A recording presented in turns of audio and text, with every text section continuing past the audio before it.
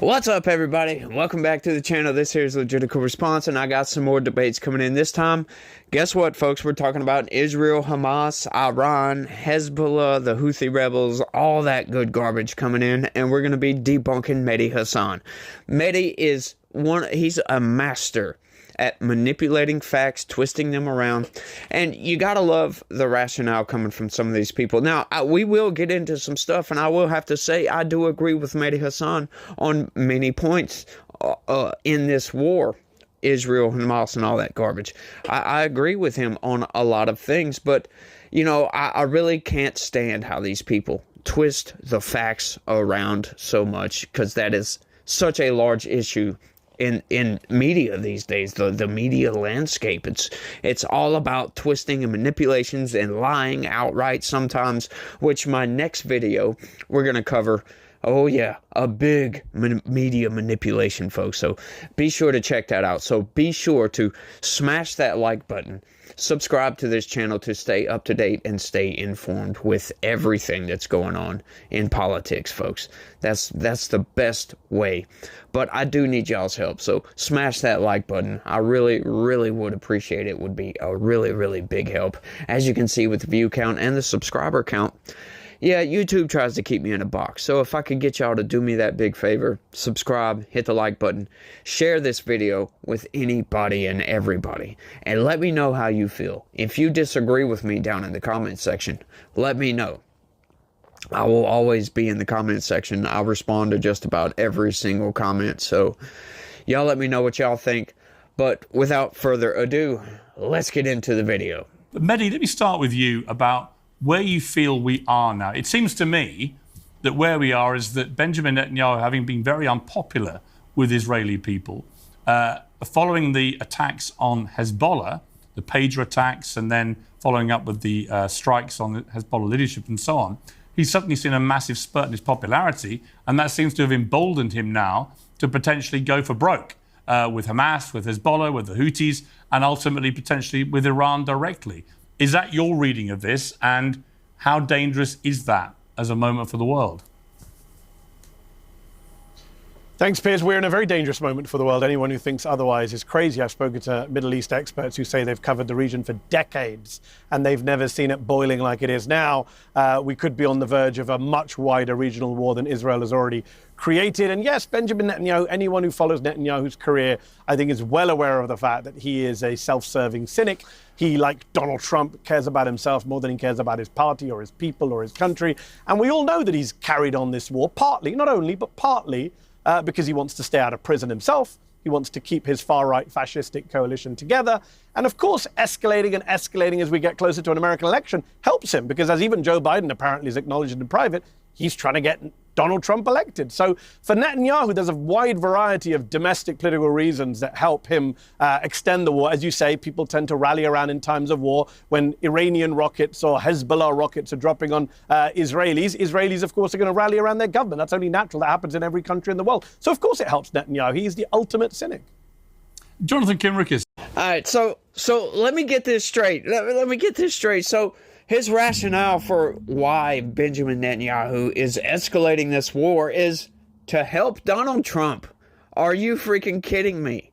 Like, seriously, in what world does that even make any sense whatsoever? Oh yeah, let's just go ahead and bomb Iran because, hang on, Donald Trump needs to get elected. What does that have to do with anything, right? Like, seriously, you're going to put your country in jeopardy. You're going to start bombing other nations because you want to get a guy elected in a country on the other side of the world.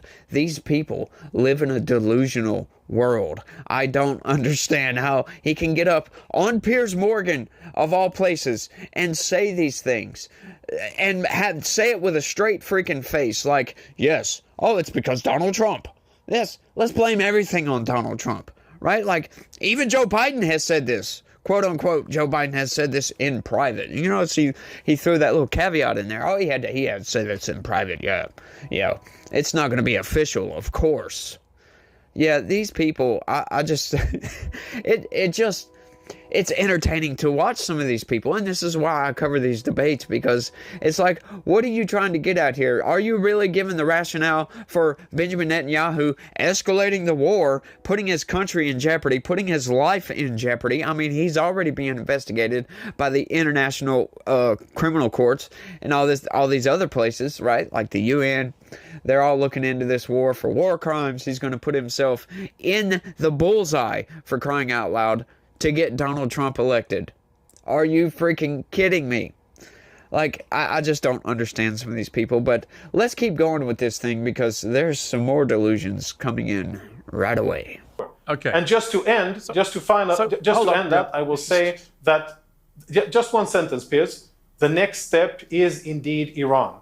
And I think that we will have a conversation in a few months from now, maybe 4 or 5 months, where you can ask this question again, after Israel will directly engage the Islamic Republic of Iran and start to shift the tide in the region. We won't have Iran funding and amassing these terrorist organizations against us. That will be the beginning of a much quieter and more peaceful Middle East. Okay. Mehdi, your response. Yeah, I've got a lot to respond because a lot was said. Let me just deal with the first point, this nonsense about October the 6th. It was all peaceful. Gazans were being killed on October 6th, 5th, 4th, 3rd. West Bankers were being killed on October 6th, 5th, 4th, 3rd. It's a complete lie that there was some kind of peace or quiet in the neighborhood. Maybe in Israel there was, but people were still bearing the brunt of occupation violence in both the West Bank and Gaza. It's a total and utter lie to suggest otherwise. It's also interesting that Jonathan responded to your question, Piers, by talking about how, and I think I'm quoting him correctly, that when you come into our homes and you kill our civilians, and you rape our women, and you set us on fire, that is a declaration of war. Which is ironic, because he's just described everything that Israel has done in Gaza and the West Bank, both in recent weeks and months, and over the years of occupation. So how come it's not a declaration of war for Palestinians when Israel does it to the Palestinians? It's only one-way traffic. Only one side has a right to defend itself, right? Not the other side. Number two, I would just say, he talked again about kind of, oh, there were too many names and I speak too fast. Let me just be clear. I can speak very, very slowly. One issue, rape. He lies and tells your viewers that Israeli soldiers are held to account. That's not true. Anyone can go on Google right now and look at the number of Israeli soldiers, the percentage who are actually indicted or charged with any crimes. It's 98, 99% of Israeli soldiers are never charged with any crimes. And that's from B'Tselem, that's from Israeli human rights groups. I'm sure Jonathan will call them anti-Semites as well. And when we look at one single instance of rape in detention, which was well documented by the Israeli media and by human rights groups and actual Palestinian eyewitnesses, what happened? The Israeli military police, Piers, went to the base to try and arrest the soldiers. The soldiers ganged together, attacked the military police, and then the parliament had a debate about whether rape should be legal or not, whether it's legal to rape Palestinian detainees. And now we're learning this week, Piers, that the military police officers who were assaulted by the soldiers who were the buddies of the rapists, are too scared to give testimony against their soldiers because they're worried about repercussions. Mehdi, I don't disagree with you. I don't know. Hold on, Piers. No, I want to ask you one question. That is very important that we talk about accountability. I know. I've got one supplementary. I will answer your question, but I'm going to finish my. But on the issue of rape, I'll come. Okay, on that one issue of rape, though, what I haven't heard you mention at all is the hideous sexual abuse, including rape, of so many innocent women. Because we all condemn that. On October the 7th. Well, no, but I'm asking you now, you haven't mentioned it. And Jonathan's raised that several times. You only seem fixated. Why would I? Because you're fixated with Israeli soldiers who may have committed rape. What about the rape against Israelis? Piers, if you want to do a debate like that, invite Jonathan Conricus and invite a Hamas spokesperson. I'm sorry, I'm not a spokesman for Hamas. I've condemned Hamas. Unlike Jonathan, I condemn people who engage in human rights abuses. I did it hold on. Well, I've done it. Well, maybe you should pay attention, Jonathan. Instead of reading my book, check everything I've said on the conflict. I was condemning Hamas decades ago, and I've been attacked by certain people for condemning Hamas. Can I finish a point? You gave a long speech. Yeah, so far, you and Piers have both interrupted me. Yeah, you can. I'm going to answer this point. If you want to have a Hamas spokesman, I'll have a Hamas spokesman. I did an entire show. We keep mentioning Zeteo. I'm loving the plugs, Piers. Appreciate you. On Zeteo, people can go and watch an entire show I did with Bassem Youssef, another one of your guests, where I talked about on that show about how the UN report talked about gender and sexual violence on October the 7th, how that needs to be prosecuted, how it needs to be investigated. And you know what the UN said? They said, we haven't been able to confirm instances of rape, but we want to, but the Israelis are blocking us from interviewing witnesses and coming into Israel. So maybe Jonathan should get his government to allow UN investigators to finish the job, because I believe all rapists should be held to account. Jonathan doesn't. He hasn't said a word. I've brought it up several times. He said, oh, it's a few men here and there. No. They're not being prosecuted. The Israeli parliament defended them. The Israeli media had debates about whether rape should be legalized. That is the military he's part of. He earlier, in a very racist way, suggested, I have no civilization, no country, no loyalty except to Qatar and Iran. I'm a British American of Indian descent. I have nothing to do with Iran or Qatar. I would say this, that Jonathan needs to deal with those human rights abuses. And finally, the last point I'll make, you keep going on about, these groups are not taken seriously. Jonathan Conricus, Piers, wants you and your viewers to disbelieve Amnesty, Human Rights Watch, UNICEF, UNHCR, Refugees International, International Rescue, Christian Aid. Disbelieve all those groups. Disbelieve the World Food Programme run by Cindy McCain, the late widow of John McCain. Disbelieve all of them and believe the Israeli military, which he was a spokesman for, which was caught lying about beheaded babies, about calendars in the bottom of hospitals, about Lebanese documentaries, the number of the Israeli military lies that they've had to own up to. It's a joke. No one trusts anything Jonathan's saying. All right. Now, what's really funny about that is, disbelieve these people. No, I'm sorry. What we believe is what can be proven. We believe facts. If you want to go in, you want to investigate, do the investigations, get the facts. But until then, all these allegations from all these places, look, I'm going to take that with a grain of salt.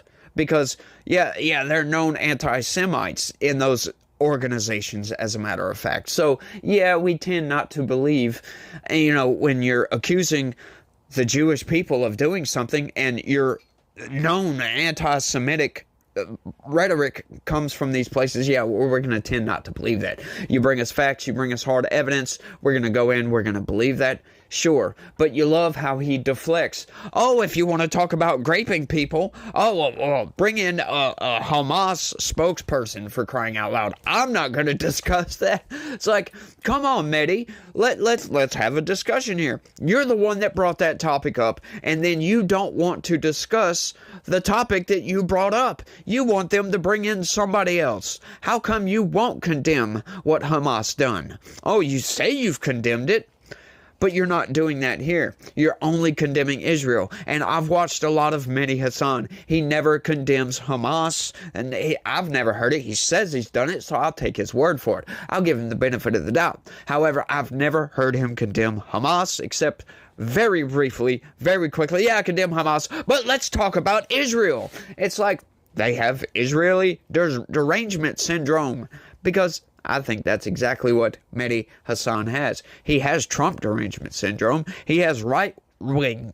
derangement syndrome. Everything that the right does is evil, folks. And believe him. Hey, let's believe all these organizations that are partisan as hell. They're very left-wing, very progressive. So let's just believe those people and let's ignore whether they have facts or not to back up whatever they're saying. I'm sorry. I'm not going to buy into that garbage. I'm going to buy into what I can believe. But let's keep going and see what else they got. So it's a very simple answer, as I told Jonathan Levine of the New York Post. And I love this new talking point, Piers. It's got around the right-wing media and the pro-Israel people. I run a company called Zeteo. People can check it out, zeteo.com. It's a great media organization getting very good press from the Washington Post and others. There are no foreign investors. They're all American investors. I'm an American. You asked the question. I know you can't handle brown people, being part of the West. I'm an American. I'm a Brit. I was born in the UK. I'm now an American taxpayer. And I'm very concerned with American taxes going towards the funding of a genocide in Gaza, going towards the killing of a 19-year-old guy who's in an IV in a hospital bed, going towards the killing of children in a school, going towards the killing of 23 people from one family in Lebanon Monday, in northern Lebanon. 23 people bombed by your military, 2 babies killed, Jonathan. That is what you stand for. You serve the IDF, the Israeli military, which, as I say, is being investigated, the ICJ and the ICC. You serve a military that has been credibly accused by the United Nations just last week, by Israeli media, which showed videos of mass rape of Palestinian detainees. The New York Times this week reported that your military sent children, Palestinian children, as human shields into booby-trapped tunnels and buildings. Is that what you did, Jonathan? Can you tell us today, did you ever send a Palestinian child as a human shield into a tunnel? Because the New York Times is saying your military did that. The World Food Programme is saying your military is starving the people of northern Gaza. Did you starve people when you were in the military, Jonathan? What do you stand for? Starvation? Mass rape? Ethnic cleansing? Genocide? Every human rights group in the world says your military is an abuser of human rights. I don't know how many human rights you yourself have personally abused. I don't know if you turned a blind eye to rape on your custody. I don't know if you killed children at cold blood, at point-blank range like Israeli snipers did to people carrying white flags. You can tell us today how many people you've killed or how many people you've tortured. I'll be here all day. Listen, Mehdi, sometimes enough is enough, and we saw your it with our own level eyes. of vitriol we saw a woman is with a white Let him flag. respond, Mehdi. Jonathan, we've Mehdi, seen Mehdi, what let peers Jonathan have respond. seen people. All right, you've Mehdi, asked questions, Mehdi. Let him Mehdi, We've respond. seen people gunned down with white flags. All right, Mehdi, let him respond. It's all What documented. you are saying, your list all of documented. false allegations and your list of nonsense that you are spewing out, Everything of true. unfounded things, that the fact that someone wrote it doesn't make it true. All of these things that No, you we say saw are people with sheer white and flags utter gunned down in front nonsense of our eyes, by someone. Jonathan, Piers has seen it, and I've seen it, and everyone watching the show has All seen of it. what you are saying is slanted and biased, and you know, I Unarmed read people parts of your gunned book, down and I on know camera. exactly what you're We doing. watched it, Jonathan. What you're doing is trying to use. Thank you for reading the what book. you're It's called doing Win is Every trying Argument, to use. and you're losing. Now, I looked into a lot of what he just said, and I happen to agree with him that, yes, I'm also an American taxpayer, and I'm very concerned with sending our tax dollars to fund war. I don't like doing that. I think we need to bring a stop to this war. However, you've got a situation going on in Israel where you've got a terrorist organization that is hell-bent on the destruction of another sovereign country. What do you do in that situation, right? They started a war on October 7th. Now, I know the world didn't freaking start on October 7th, and we can get into that debate. And, you know, there was a lot of back and forth going back before that, so who cares about that, blah, blah, blah, blah, blah. They launched an insane attack on October 7th. So, yes, October 7th is very, very relevant to talking about and discussing what is going on today in Israel and the wider conflict that we've got going on, including in Lebanon and Iran, for crying out loud. This is going to spill over, and we are scared that this is going to start World War III. And yes, I'm very concerned about sending taxpayer dollars over to fund war. Now, I think we need to go over there and sign some sort of peace agreement between these peoples. However, you know, like Mehdi says, you know, take their word for it. They say they want peace. They say they want a ceasefire. Call their bluff. Don't trust them. That's what Mehdi says. I happen to agree with that. Yes, call their freaking bluff.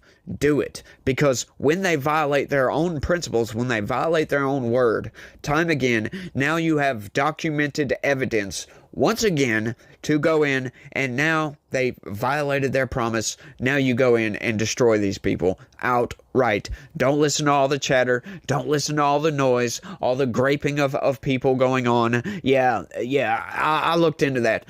They can't prove otherwise. The people that, you know, what can be proven, they are prosecuting those soldiers. That is horrific, if you ask me, and I don't think that should be done by anybody. But soldiers do horrific things in war. War is a horrific thing just on its face, and it can't be stopped. Now, I love how he gets into talking about, oh, they're sending children into tunnels. Well, you know, this is one thing that, because it come from the New York Times, it's another one of those media manipulations that the media loves to do this. What they'll do is they'll get somebody, they'll report something, they'll say, oh, well, this person on anonymity, they said they come out and they claimed this happened. And then other news outlets will report that and then use the New York Times, the original reporting, as the source, and then it comes back and it's all circuitous BS. So let's see what the New York Times, let's see what the hell Mehdi's talking about here. Let's get into this, because I'd love to see exactly what's going on here, because Israeli soldiers using children, like Mehdi said, children. Let me ask you a question right quick for the comment section. Do you consider a 17-year-old to be a child? No, I'm sorry. 17-year-olds are not children. And here we go. From the New York Times directly. The Times also spoke to 8 soldiers and officials briefed on the practice, who all spoke on the condition of anonymity in order to discuss a military secret. Now, this is talking about sending the children in to the tunnels as human shields, just in case you didn't catch the context there. Major General Tamir Heyman, a former chief of military intelligence who is routinely briefed by top military and defense officials on the conduct of the war, confirmed the use of one version version of the practice, saying that some detainees had been coerced into entering tunnels while others had volunteered to accompany troops and act as their guides in the hopes of gaining favor with the military, and 3 Palestinians gave on-the-record accounts about being used as human shields. The Times found no evidence of any detainees being harmed or killed while being used as human shields. In one case, an Israeli officer was shot and killed after a detainee sent to search a building either did not detect or failed to report a militant hiding there. The Israeli military said in a statement that its directives and guidelines strictly prohibit the use of detained Gaza civilians for military operations. It added that the accounts of the Palestinian detainees and soldiers interviewed by the Times would be examined by the relevant authorities. So they're looking into this. They're not supposed to be doing this, but they're also saying that these people, were coerced, so they voluntarily went in. Right? Coercion aside, they still voluntarily went to gain favor. So what? They still volunteered to do it. That means they didn't have to do this. So what Mehdi is saying, what Mehdi was talking about, like they were being forced to go in here. Why don't you get your context out there, Mehdi? Why don't you get the facts out there, Mehdi? Like, once again, all this graping that he's talking about, most of it can't be proven. The stuff that can be proven is being investigated, and those people are being held to account. He's talking about, like 98% of soldiers. Yeah, well, are 100% of them graping people, for crying out loud? I know I'm saying it like that because YouTube frowns upon saying it the other way, the way you're supposed to say it, so I'm not going to say it that way, but they frown upon that, and I'm trying to get in the good graces of YouTube. I'm trying to get the shadow ban off, so we're trying not to discuss that too much. So, but let's get into that, because you can't just go based off allegations and throw people in jail based upon allegations. You have to be able to prove this stuff. And what does Mehdi do? He takes allegations and acts like it's true. Oh, they're not investigating. They're not holding these people to account. Well, can they prove it? That's the point, Mehdi. I don't understand these people. They want to make all these freaking arguments. Oh, we've got these people over here holding white flags. Well, guess what? That doesn't mean they surrender. When you're dealing with a terrorist organization who routinely actually use people as human shields, they use hospitals and schools as ammunition depots. What are you supposed to do about that? Are you supposed to just ignore this and let them keep on conducting their terror from hospitals and schools and police stations, blah, blah, blah? You get it. Right? You can't just allow this to happen when you have terrorists hiding behind civilians and popping shots at your military. What are you supposed to do about that? Like, serious question. I don't have the answers, right? I can't sit here and tell you that, yeah, just mow down everybody. That's wrong. You can't do that outright. But it's the question. They're being put in a very, very difficult situation. And now they're getting all this flack coming from the left, talking about, oh, well, this violates international norms. Well, you know what? I mean, look what they're fighting against is all I can say. I'm not condoning any of it, but, at the same time, a lot of it, I'm not going to condemn it either. Because what do you do? Good question for the comment section. What do you do? Like, I really don't have answers on that, except, the nuclear option, which is basically to send in special forces to catch these people off guard, catch these people when they're not holding humans, civilians, as shields, for crying out loud. That's the only way I can see doing it. And you know what? That would be a very dragged out situation. And, once again, we would get garbage from the left making all these accusations. Then the media reports on these accusations. Then people like Mehdi Hassan take those reports and act like it's true. It's a bunch of BS. It's manipulative to make the IDF look like a terrorist organization. As a matter of fact, Cenk Uygur comes out and he believes, he'll say it outright, the IDF is a terrorist. They're terrorists, for crying out loud. That's what he does. It's like, come on, man. Like, what are you supposed to do in that situation? Just lay down your arms and just get ran over by these people? Like, I'm sorry, but Israel has the right to exist, for crying out loud. And if that's the land that they were given by the world, right? By the UN carved that out for those people, right? I understand the people that were living there were displaced. But guess what? That's what happens when you get conquered. If the United States gets conquered by somebody, sure, we might fight to take our land back. But, what are we going to do about it if the world recognizes the conquered state? You come in, you do your fighting. You do it the right way, though. You don't conduct terrorism. Once again, it's a tough situation. We wouldn't have any rights to that land. But that is also ignoring the fact, right? Like, these people love to go back to 1948, 1947, the Balfour Declaration, and all that good stuff. They love to go back to that point. Once again, just like with October 7th, the world didn't begin in 1947 or 1948. It did not begin then. Jewish people, that's their ancestral land, for crying out loud, right? Arabs and Jews cohabited that strip of land since before history, right? Before written history, those peoples have been living in that area, and there have been conflicts in that area. So to think we can come in and just, in 1947, just carve this out and say, oh, that's yours, and all the problems of the world go away. No, I'm sorry, that's not going to happen. However, that is internationally recognized borders, and they have a right to defend that. Those other people, the Hamas terrorists, don't have the right to conduct October 7th, for crying out loud. But Israel has the right to sustain themselves, to fight back against that terrorism and eliminate Hamas. We don't like terrorism at all. I don't like terrorism around here. I don't like the way Israel is conducting their war, for crying out loud. They're killing too many civilians. But you know what? In war, civilians get killed, unfortunately.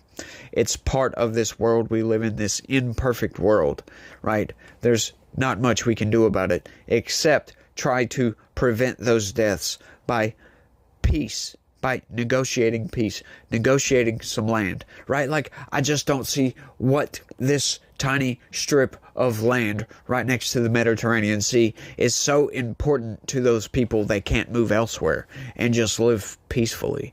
They have to conduct terrorism. I just don't get that one.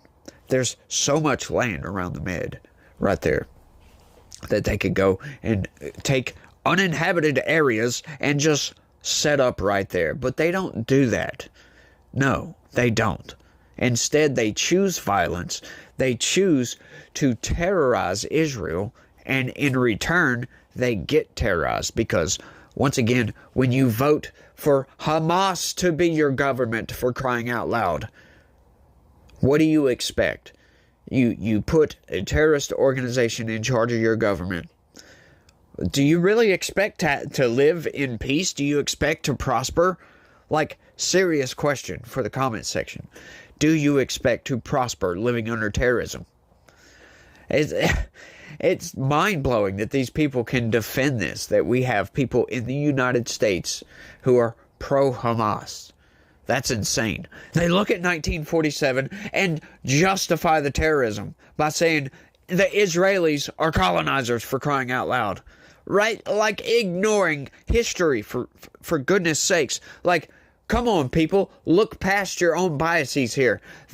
Jews have been living in that area for thousands of years, and so have those Arabs. Right? Both sides have been living there, and there have been conflicts in those areas since time began, for crying out loud. So, what are we arguing here? You're on the side of a terrorist organization, for crying out loud. Now you're calling the IDF terrorists because they're defending themselves in a not-so-humane way. I'll say that. I will admit the IDF has done some bad stuff here. But, I just don't understand some of these people. Why manipulate everybody? Why take some of these statistics and some of these facts and manipulate it to suit your own needs? Why do that?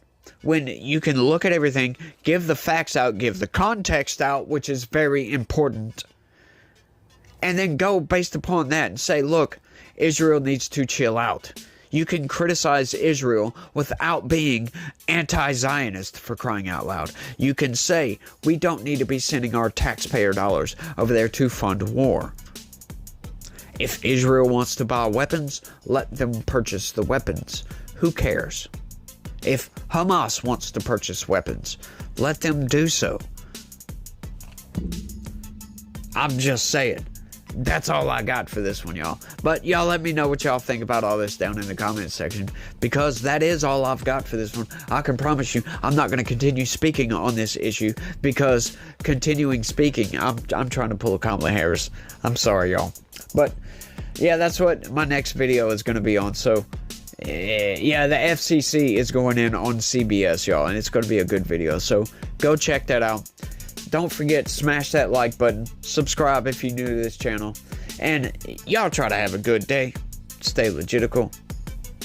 Peace.